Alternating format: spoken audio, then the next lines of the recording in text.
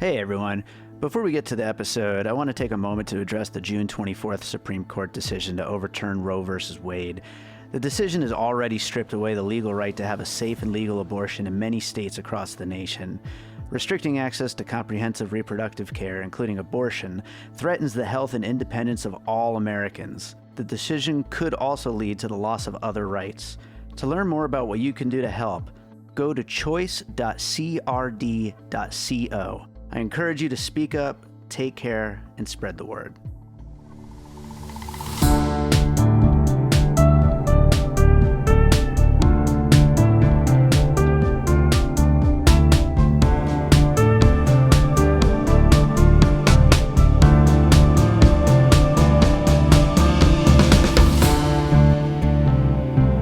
All right, welcome to another episode of Piecing It Together, the podcast where we take a look at a new movie and try to figure out what movies inspired it. And today on the show, we are talking about Thor, Love and Thunder, another in the MCU.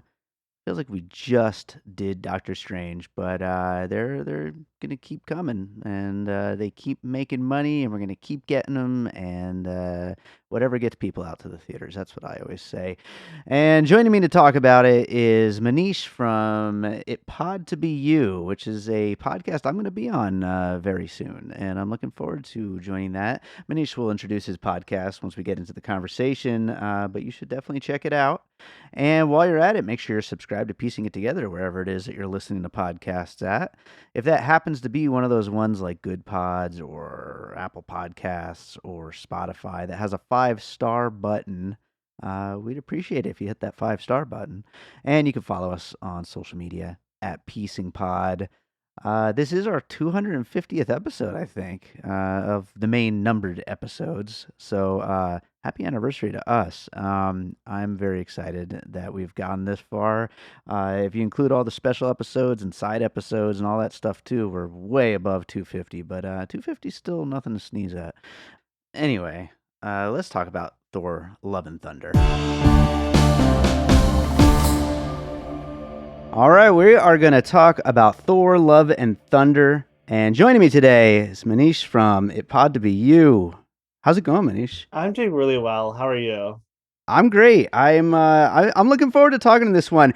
This is a movie that I wasn't super big on. Yeah. We'll get into that through the conversation, but I do think it's got some good jumping off points for talking about some interesting things, both in the world of superheroes and elsewhere. And I think it'll be a fun one. Yeah, absolutely. Yeah. I mean, I think I'm probably a lot bigger on it than you are, and probably most people. But yeah, I'm excited to talk about it. I think it definitely has some interesting puzzle pieces. That's for sure. Absolutely. Well, before we start getting into the movie too much, it is your first time on the show. So why don't you tell our listeners a little about you and your podcast and everything you're up to? Yeah, so I host a podcast called It Pod to Be You, which focuses on, well, first it focuses on romantic comedies specifically, and I would talk to a guest about their favorite romantic comedy. I did that for a while, and then yeah, that was fun, but I was kind of itching for a little bit more creative control over it. So I started to suggest films to guests that I want to talk to, or I'm currently doing a theme, which is like we're in the 60s of our episode. So every movie is either from the 1960s or takes place in the 1960s. So I'm gonna have you on next to talk about The Apartment, which is really exciting. A really classic movie that I'm sure is a puzzle piece for many a film. Oh, sure. And yeah, it's exciting. And now branching out more towards like romantic dramas, or like I'm gonna do a James Bond episode soon. I did an episode on like superhero movies and like love interest there, because I'm kind of interested in like love interest in non-romance movies. I think we tend to kind of write them off as like, I mean, I know like some people think of it, oh, they just do that to like get like a woman in the audience or whatever, or to like show like female nudity or something. But I think they're kind of interesting, and talk about, my favorite trope, the worried wife on the phone. We love her. She's always a welcome addition to any annoying action movie with a lot of old men. Yeah. which is not my cup of tea, to be honest. And a lot of great actresses have taken up that Yeah, role. yeah. I think Tom Hanks had Laura Linney, Catherine Keener, Sarah Paulson, and oh god, there was a fourth one in a row. I can't remember who it was, but it was like I think Laura Linney never had any scenes with him in Sully, and it was like almost admirable how Clint Eastwood pulled that off, you Yeah. know. Oh, Amy Ryan in Bridge of Spies. That's who I was Okay. forgetting. Yeah. So Damn, those Amy Ryan's four, great too. yeah, and those four amazing actresses who were just like, on the phone being like, "When are you coming back home?" you know. So I think Yeah. that'll be something new I explore. I think an exclusive from me. So Yeah, yeah. all your That's listeners better check it out. yeah, that's a great little side series. That's going to be a fun one for sure. Yeah, yeah, definitely. I mean, it's exciting, and I think I took a long hiatus from the podcast just from like school and work and everything. So I'm back in it full swing. So I think a lot of creative juices are flowing. So we'll see what happens as we get up to episode 100, which should be coming up probably next year sometime. Yeah. Awesome. Well, right Yeah. on. Well, with Thor, you had suggested this as one for us to cover together. And, obviously this is, was always going to be one of the biggest movies of the year. Yeah, And yeah. it's a Marvel movie. But are you particularly big on Marvel movies and Thor? Yeah, so I like to think that I have a very healthy relationship with the Marvel movies in that like Hmm.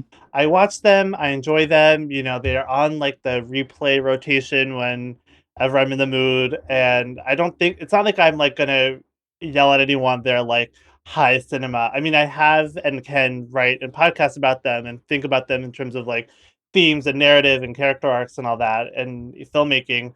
But I'm never gonna be like, oh, like this movie is better than The Godfather or whatever. But Hmm. I like to think that I'm just kind of like not too cynical about them. Like I just kind of my new thing in phase four is just to be very detached from all like the discourse and social media and the press tour because I got way into that, a while back and it's just like I don't know, it got exhausting and I'm like I'm just gonna watch these movies the way like my parents watch them, which is that like they like them, they enjoy them. And honestly I think for me like when I'm in the mood for an MCU movie specifically, like nothing else will do for that mood, like Hmm. when I want to watch Thor Ragnarok or when I want to watch, Black Panther or any of those, like it's Guardians of the Galaxy Volume 2, that's a heavy rotation as well. Like that's just like it's the mood and like I like to fall asleep to them. I like to study to them. I like to cook to Sure. them. I like to just like, they're enjoyable. They're funny. Like all I ask is to like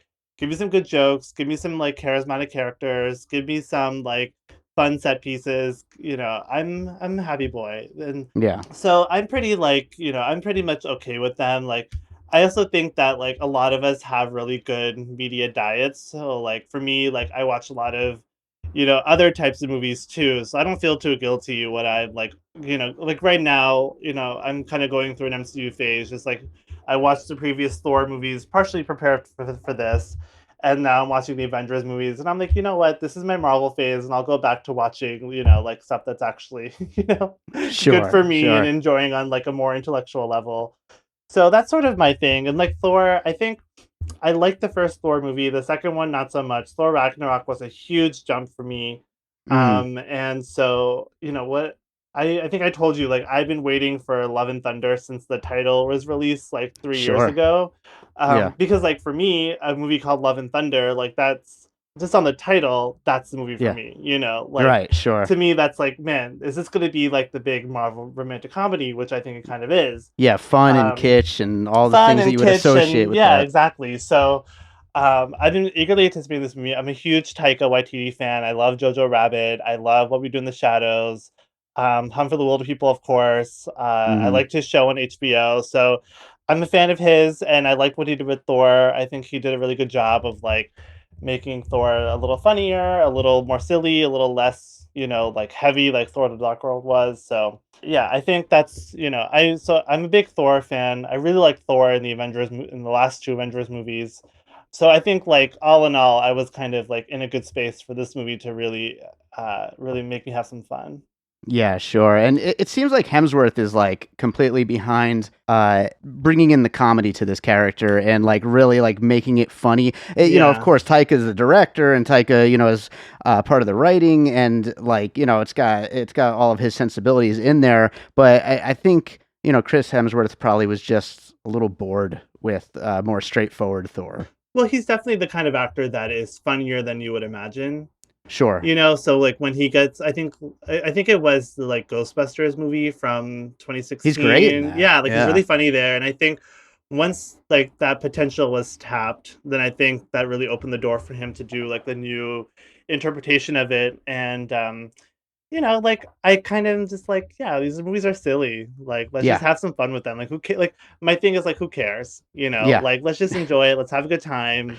Especially with It, Chris it's really Hemsworth. funny. My puzzle pieces are like so split between like big, epic superhero Yeah, and who yeah. cares? Right. Like, there's just Yeah. it really does run the gamut of that whole entire attitude towards filmmaking, Yeah, really, yeah, exactly. Same here. Well, let's start getting into some of those puzzle pieces. I got a bunch here, so let's go with your first one. What do you have for your first piece? The first one I thought of is Forgetting Sarah Marshall, Okay. the movie with Jason Segel and Kristen Bell and Mila Kunis. And I thought of that at first because, that movie is like, what if you see your ex-girlfriend when you're on vacation, trying to get over her. And to me, it has a similar dynamic in Thor and Love and Thunder where it's like, he's in the new Asgard and there's his ex-girlfriend and he has to like deal with her being like in his like vicinity for an extended period of time.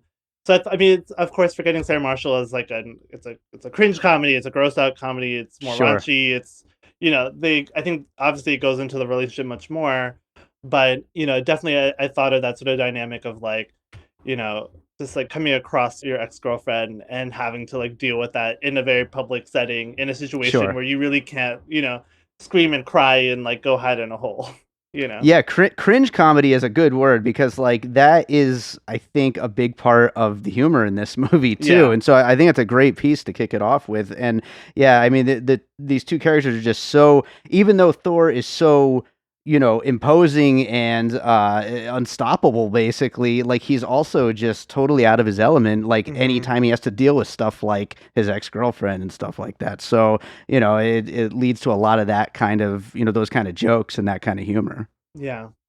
So my first piece actually also is in the world of like kind of big mainstream broad comedy like that, like Forgetting Sarah Marshall, which I think was a great one to kick it off with. I'll throw this one in. Some of my pieces are more about the overall themes of the movie. Some of them are about individual scenes. Yeah. This is specifically tied to the opening where we're on just another one of Thor's wacky adventures, and he's just completely basically invincible and just practically bored with how easily he can beat everybody. And I thought of Adam Sandler's "You Don't Mess with the Zohan." Oh, that's great. Where he's just fighting, doing the splits, doing like all kinds of ridiculous moves. Nobody can even touch him. He's just so impossibly good at fighting and so sexy. And, the audience is like going nuts for him. And everything is just like a big joke as far as the action is concerned. There's not even the slightest hint of danger or chance of him not winning every single beat of that whole opening sequence until Gore finally shows up and there finally ends up being something standing in his way, which is kind of also funny because like everything he was already fighting was like huge and even bigger than any of that. So it was like just as big of adversaries as you can imagine, and it's just like just flicking them away. That's a really great pick, and I think Zohan, I feel like, is like peak Adam Sandler in that Oh yeah. mode. Like I mean, I think he's a brilliant actor in so many ways. Obviously, but I think like in that silly comedy mode, like Zohan is like the best one. That's a really I like that pick a lot, especially Nice. for like this kind of like action comedy where it's like more about the sight gags than like well choreographed action. Yeah, absolutely. And also, back to that, like, the kitsch and all that kind of stuff. Like, Yeah. it's just like everything is just played up so much. It's just like so over the top and ridiculous. So, I think that was Sandler going like as far over the top as maybe he's ever gone, I think, with Yeah, any of his movies, yeah. you know? So, what do you got for your next one? In a similar vibe, I thought of Kindergarten Cop. Um, Nice. because of especially the scene with Thor and Axel and all the other young kids. Hmm. Just like, seeing this like big burly guy talking to a bunch of like skeptical kids, Yeah, and like sure. I haven't seen Kindergarten Cop in like 25 years. I don't Sure, remember me if like neither. the climax involves the kids or not. I feel like Yeah. it must in some way at least. Or there must be some kind of action scene with the kids, but I really thought of that, especially when they have like that little girl with her like powered stuffed animal. I thought she was so cute.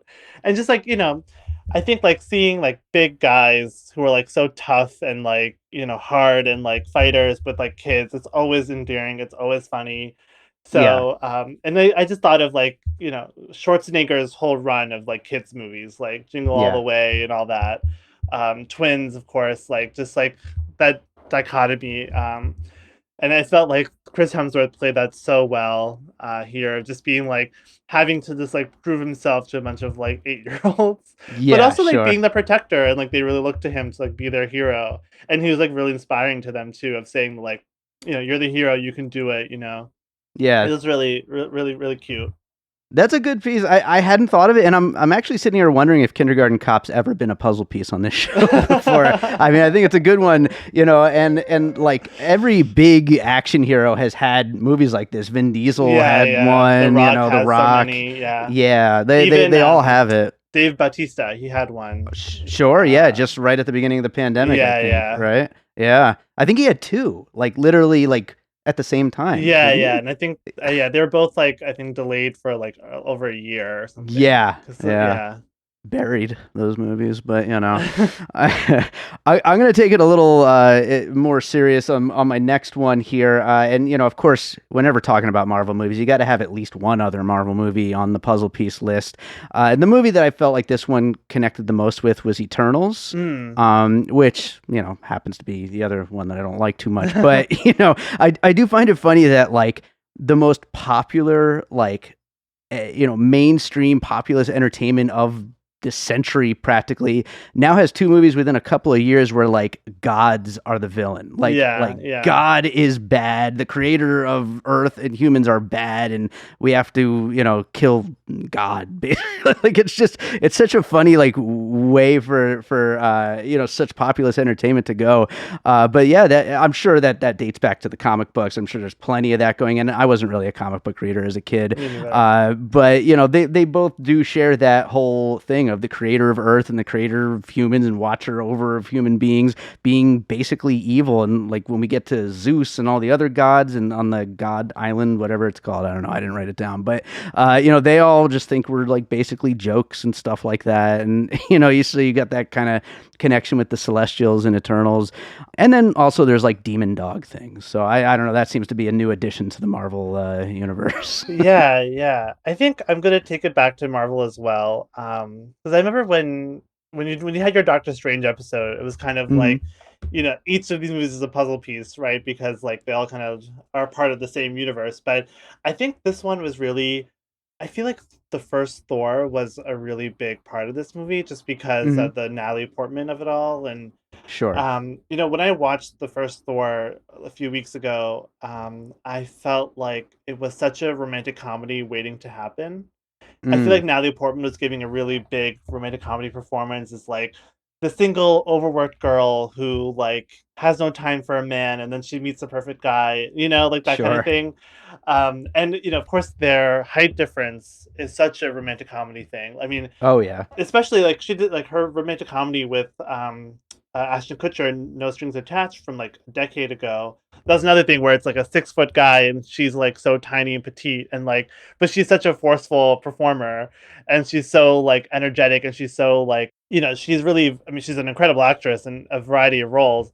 And so I thought of the first Thor because I was like, I felt like Taika Waititi was really, you know, like trying to give give the Thor movies back to Jane in a way, in that like Yeah. the Dark World, like of course not the best, and I felt like that was really trying to lean away from the rom-com Mm. elements of the first one, and then like she was kind of in like a minor part in Endgame, of course. I think that's archival footage, but I think like being able to get Natalie Portman back after she was so against it, I feel like he really gave a movie to her that was like, really like really just like being like, this is what could have been we could have done with the character, of decade ago, and like finally she's getting that back. And I think she wouldn't have come back to the franchise if it wasn't a movie that really like uplifted her character the way that this one does. Yeah. So I think that like, I would think that I mean, I'm sure he's watched all of them a million times, but I felt like maybe he was really inspired by the first Thor and really trying to like give Thor a proper like love and like give that story its conclusion that I don't think it really got in the other Yeah. films. Yeah, because they already went like big, huge comedy Thor with Ragnarok, so he didn't Yeah, need to like go too far into that. He still had all this other character stuff to yeah, to go back into, and yeah, I think that's also a good way. Like obviously, I don't want to go too far down a tangent here, but we've got like the internet monsters who probably were mad as soon as they saw Natalie Portman as a Thor in yeah, this, and like it's a good way to like be like, well, there's a reason for that, so shut up. You know yeah, what I mean? right. Yeah. So, yeah, no, that's definitely, I think that, kind of continuing that story from the first one, it was an important drive to this. Hmm. Yeah. I'll go with another piece here, and getting into Christian Bale's character Gore, who I think is the best part, of the movie. For As sure. somebody who wasn't super hot on it, I mean, I think it's impossible to say that he wasn't great. And I thought of Darren Aronofsky's The Fountain Mm. as a piece for Gore's whole story, as this guy who basically will go on any and all like this huge, ridiculously over the top quest basically to save his loved one, his daughter in this case, whereas in the fountain it's his wife. And in the fountain, going through like multiple times as this love, continuing through different eras and stories and people. But here in Thor, it's going to kill gods and be able to get to the center of the universe and all this superhero stuff of being able to bring her back. And so just this guy who's just got that like ridiculously huge quest to save a loved one. That was the version of that came to mind for me. That's so funny you went to the fountain because I went to Taken. Okay. Um, Yeah, the opposite end of that opposite same oven of thing. it, and it's Yeah. again like this guy like I almost like this movie is under 2 hours, which I love a long movie. I feel like movies should be 2.5 hours long. I love that. Hmm. But so this movie, I felt like I would have liked a few more sequences of him like killing gods and like causing more havoc and stuff. Sure. Yeah. Because I felt like he had his own little Taken that was a little off screen for the most part. But Right. again, he's Right. like going through and like killing people with his like special sword slash special set of skills Yeah. to essentially save his daughter at Eternity's Gate or whatever. Yeah. So it's similar, and I agree. Christian Bale's pretty great, and like I I love that he's like kind of funny in this movie. Like Yeah. you would think that he's playing this like very serious villain, but he's like kind of funny, and like especially when he's with again those kids, like they bring out the best in everyone. Like Yeah. he's like kind of humorous with them, and like in a very menacing way, but like in that like kid friendly, scary villain way. Sure. Yeah. So I agree that Christian Bale's great, and funny that we went the opposite way of me in this like total schlocky B movie, and you into this like Sure. art film. Yeah, right. Yeah, that's really funny. But they're both two versions of that. So Yeah, yeah, why not? yeah, I like it. So if Taken is on your puzzle piece list, I guess I'll jump to another one then. And going right back to superhero movies, I'm going with Zack Snyder's Justice League mm, because of all the God stuff. Again, yeah, yeah, we've got Zeus, we've got I know there was a post credit scene where there was going to be a Hercules, like in one of the other Marvel movies. Was that Eternals? I don't even remember anymore. Or was that this one? I don't even know. I can't even keep the post credit scenes yeah. straight. It was one of these Phase 4 post credit scenes. Do you remember that? I think that Or that am was I it. making this I up? think that was Eternals. Yeah, I want to say it I was haven't seen Eternals. Eternals since it came out. It's on my rewatch list because I do want to watch that again. But I don't. I think with this one it was Hercules. was one post credits, and then Jane going into Valhalla was the other one. So Okay, got it, yeah, it must yeah. have been Eternals then. Yeah. So yeah, I mean, they're getting into all this God stuff, and they're just so big and over the top and full of the gold and all the visuals that go with that stuff, and that was a surprising thing with Justice League for me. I had no idea any of that was going to go in that direction. Yeah, yeah. So to kind of bring it back to Earth, my next two pieces are kind of in tandemish a little, because they both kind of speak more to like the romantic comedy angle again. Hmm. One is 500 Days of Summer, Okay. mostly for the like that montage of Thor and Jane falling in and out of love. Hmm. That to me, that reminded me a lot of like 500 Days of Summer, which would have a lot of like romantic montages or like a lot of like repeated scenes of them happy and then them sad, especially the scene where, first like Thor has to go, then first Jane has to go, that kind of thing of like Sure. seeing things a couple times in different, with different kind of, perspectives or as the relationship progressed. And the other one is like, You've Got Mail or like other kind of, um, romantic comedies where they're like more like competitive or they're more like things are like external things are getting in the way again, like both their careers and You've Got Mail are kind of at ends, with like Tom Hanks opening like a big bookstore and Meg Ryan having a small business bookstore. So again, here it's like the Jane and Thor's like careers are just like always at odds, because like either he's being taken away or hers is, and there's like that tension there of like, and also like who left who, and just I think like in general this movie had like elements of like a screwball comedy, especially like a comedy of like remarriage as well. I don't really have a Sure. specific one, but like where like the couple is breaks up and then gets back together at the end. Sure. So Sure. I guess like that genre of romantic comedy is the puzzle piece, Yeah. Yeah. No, that makes sense. including those two examples. Yeah, I think that there is like a major romantic comedy, vibe here to the relationship, and like we were saying about bringing back, the character from the first Thor and trying to like kind of complete that story, and that's the main thing is the romance is the central thing tying them together. So yeah, absolutely. I'll go as far from romantic comedy as you can get with my next one. And by the way, I think the rest of my pieces I've got here are all more towards like specific scenes Yeah, and yeah. ideas used versus overall things. But I'll take any chance I can to talk about James Wan's *Malignant* from last year and the scene where I'm totally blanking on his name. The rock creature voiced by Taika Yeah, Waititi. Korg. Korg, the scene where he has been broken apart and Valkyrie has to wear his face on the back of her head, and then she proceeds to do all kinds of like over the top action, and the camera's kind of fixated on Korg's Yeah, face. yeah. And so it's like kind of disorienting the way that it's like moving while she's kicking ass. I swear that's like the prison sequence in *Malignant*, Yeah, which was yeah. incredible. That's So, a great pick, and one thing that I hadn't considered was also like C-3PO being carried on Chewbacca's back. oh In yeah, Empire Strikes sure, Back. That just came to me just now, but yeah, like yeah. that the whole thing of like especially like C-3PO and Korg are very they got a lot to say about what's happening in front of Yeah, them. absolutely. A lot of commentary, running commentary through the whole movie. So yeah. Yeah, yeah. Um, Yeah, I think another one I thought of is like love story in terms of endearment. With like the cancer plot line, Mm, especially like the final scenes of Jane dying in Thor's arms. yeah. That's an often repeated scene in a lot of these like medical romance movies. Sorry, not to bring down the mood. Sorry. Yeah. Oh, But no, like, no. if we're going specific scenes, like I definitely thought of that, and I mean, yeah. So that was definitely like I thought of Love Story, which I haven't seen in a while, so I don't quite remember the specifics, but Hmm. that whole like idea of like dying in your lover's arms.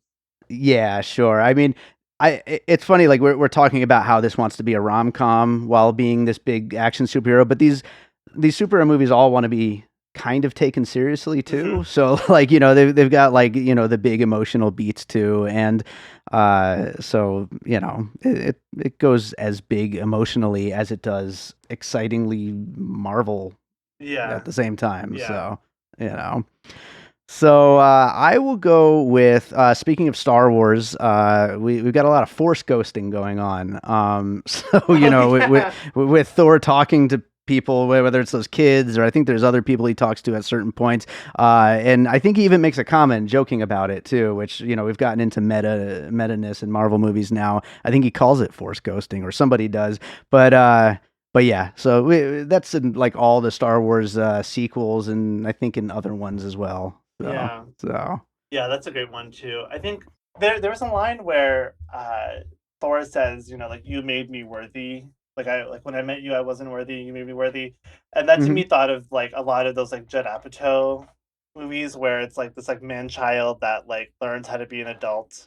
Like I thought Oh, of Knocked sure. Up specifically because that's kind of that's like the running theme in that movie of like this guy learning to like be like a father and like a husband and like a supportive partner. So Yeah. I thought of that also, just like this idea of like that scene. It reminded me of a lot of those movies where you have to like a more like mature woman kind of helps this guy to like realize how to like grow up. Yeah. No, absolutely. I mean, you know, bring it back to your first piece. You know, forgetting Sarah Marshall, Yeah, but like, right. you know, that whole like Judd Apatow moment of the early 2000s like Yeah. comedy. I think that obviously was a big inspiration on Taika Waititi and Hmm. his entire comedic style. And also, you know, I think, you know, someone like Chris Hemsworth, what he probably you know, looks to, you know, and I'm sure, you know, all these people, they go back to other eras of comedy and all that, but that Judd Apatow style, I think, really was a big influence on everybody doing comedic stuff right now, you know? Yeah. Yeah. So yeah, no, that's definitely, I think that would be a good one. My final piece is going to be that moment in time around, I don't know, I want to say it was like 2013, 14, 15, somewhere in that range where screaming goats were a really Oh big viral meme yeah. online. So, That's you right. know, I don't know why we're back to the screaming goats. I mean, I guess those got the biggest laughs at my screening at the Yeah. theater, Yeah. but so I guess people still love screaming goats, but those viral videos are going to be on my puzzle piece list. Yeah, when those goats came, and like that theme played, Hmm. so I'm not really a big music guy, so I don't quite recall what song that is, but Hmm. it's the one that's in the trailer, right? Like that, like I think it guitar was riff. "Sweet Child of Mine." I cheered. I felt really guilty about it 'cause I'm like, this is so playing to the cheap seats, but Yeah, I was like, man, like that's kind of an epic moment of those goats coming to the yeah. rescue. Yeah, um, this is aiming for that. You know, this is kind of a negative. Like I'm trying not to be too negative on this movie, yeah, but I was just listening to The Big Picture, which is like you know one of my favorite movie yeah, podcasts, and yeah. Sean Fennessy said that the movie feels like a series of Super Bowl commercials strung together. I'm not sure I agree with that. I haven't listened to Yeah, I tend to skip those episodes when they talk about the Marvel movies because I don't know. I don't really agree with Sean. I they mean, don't like him too yeah, much, you they're and know. also I think they're too like I don't know doom and gloom about everything, and it's just like Yeah. it's not fun for me to listen to. Hmm. But yeah, but I don't really know if I agree with that, but I guess if you watch the movie with that in your mind, I guess I can see it. Yeah, if you're a little down on it, you can start to like kind of pick apart where it's like, oh, here's joke meant But to be like viral after a joke meant to be viral, not you to know. whatever, So but like they spent yeah, like 4 episodes on Top Gun Maverick, which is a Super Bowl commercial. So like, let's yeah, call a spade here. a really good Super Bowl Sure, I commercial. mean beautifully shot, like Claudia Miranda, like care that we on his back. But yeah, no, I mean that's fair enough, I guess. Yeah. So do you have any other pieces? No, I can't think of any. I think those were the ones that I had in Okay. mind when I started here. But yeah, I think you gave some really good ones that I hadn't thought of. Yeah, I think we So have a great list here. I'm going to read down the yeah. finished list here, and we'll get into some closing thoughts. But we kicked it off with Forgetting Sarah Marshall, and then You Don't Mess with the Zohan. And then we talked about Kindergarten Cop, Eternals, Thor, The Fountain, Taken, Zack Snyder's Justice League, 500 Days of Summer, You've Got Mail, Malignant, and of course Empire Strikes Back as well. We got more Star Wars later too. We also talked about Terms of Endearment, Love Story, stuff like that. Knocked Up, and The Screaming Goats. So I don't know. Are there any other thoughts that you had on this movie? I mean, Guns N' Roses is obviously a major influence just on the entire vibe of the movie. Just like, even the title, Love and Thunder, I feel like is Yeah. like a hard rock of the 80s kind of thing, Yeah, I mean, I enjoyed the movie. I thought, it was really fun to see Natalie Portman back. I think she's done such an amazing body of work in the last 10 years since her last Marvel movie, like with Jackie and Vox Lux and Annihilation and all that. So it's kind of fun to see her just do like a big studio comedy action Yeah. movie where she got to like throw the hammer around. And Tessa Thompson, she's wonderful as always. So I like the movie. I think it's gonna be. I can definitely see how it could turn some people off just because like it is a lot and Hmm. it's I would never say it's as good as Thor Ragnarok, but like that movie is like in a class of its own among this franchise. So, Uh-huh.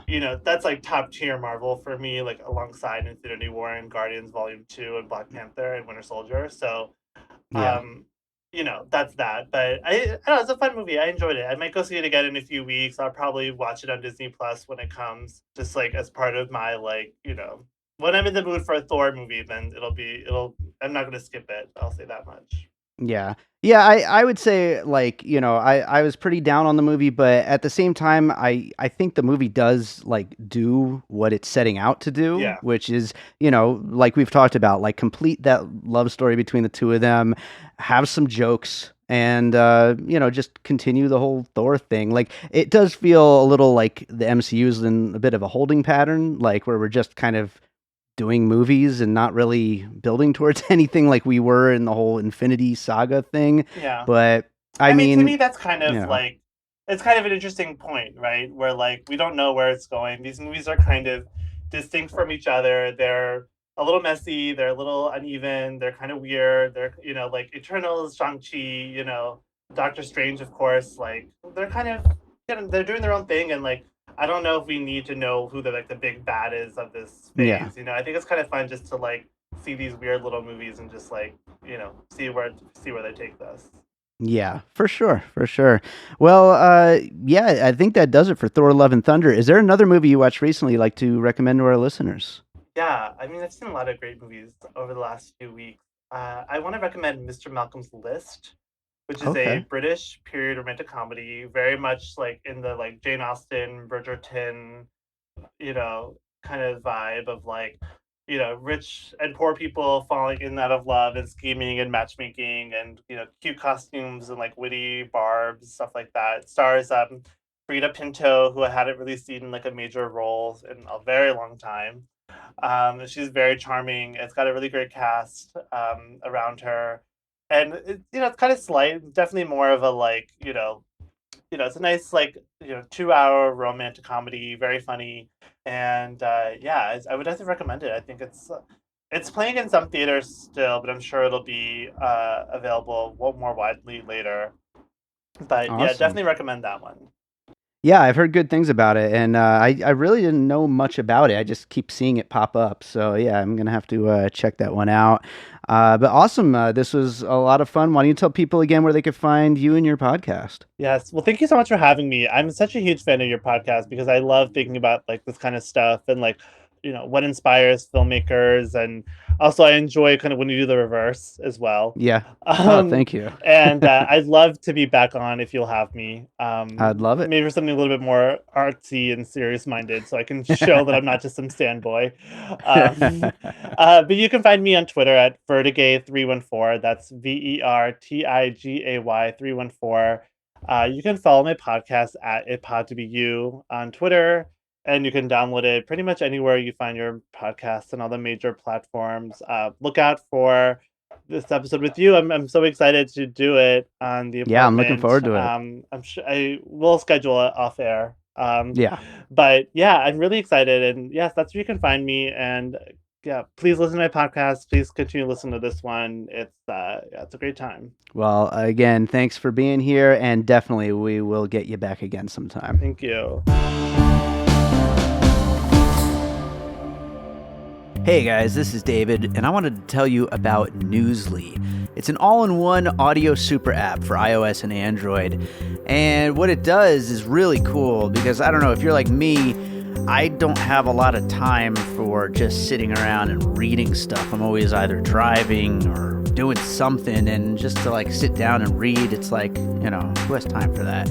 And so with Newsly, you could basically turn any web article into kind of like a podcast, and it reads the article in a natural human voice from basically anything on the internet, anything on the web. And this way, you don't have to sit there reading and scrolling. You can listen to it just like you would a podcast. And it's got podcasts too. Piecing It Together is on there.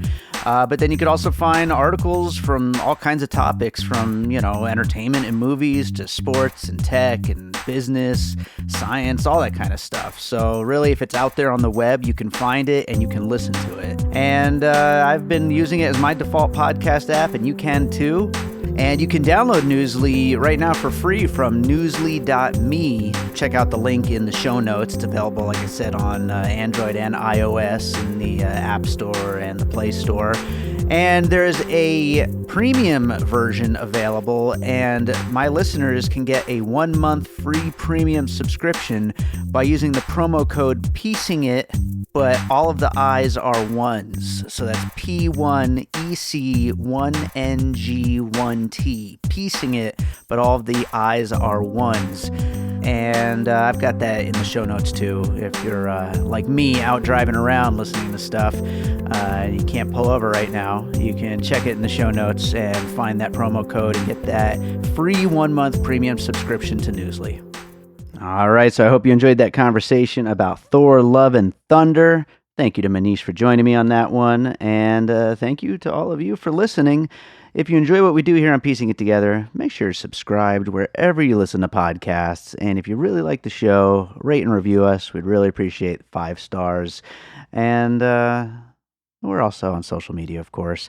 Twitter, Instagram, @PiecingPod, and our Facebook group, Popcorn and Puzzle Pieces, where we continue the conversation about all the movies we talk about here on the show. We also do have a Patreon, the Produced by David Rosen Patreon, where I post advanced episodes of Piecing It Together, as well as bonus content. Also bonus content from Awesome Movie Year, another movie podcast I produce, and exclusive stuff from my music career. I believe at the time this goes up on the main feed, I will be posting my new single, Antiviral, which will be from my next album. And the single will be out. I don't think I've mentioned this on the podcast yet. It will be out August 8th, along with a music video. But for my patrons, you get to hear it today. So check it out over on patreon.com/bydavidrosen. Sign up for all that advanced stuff and the new single. Like I said at the top of the show, this is episode 250. We have a lot more episodes on the way, and I really appreciate you all being out there listening. Let's close this out with a piece of music like I always do, and I am, for a superhero movie like this, gonna go with a song called Hero from my album A Different Kind of Dream. I think this has the vibe. Let's go with this one. A Different Kind of Dream is available on all the streaming services, Spotify, Apple Music, all those places. You can find the whole album and all the rest of my albums, so check all that out, and we'll be back with more Piecing It Together real soon.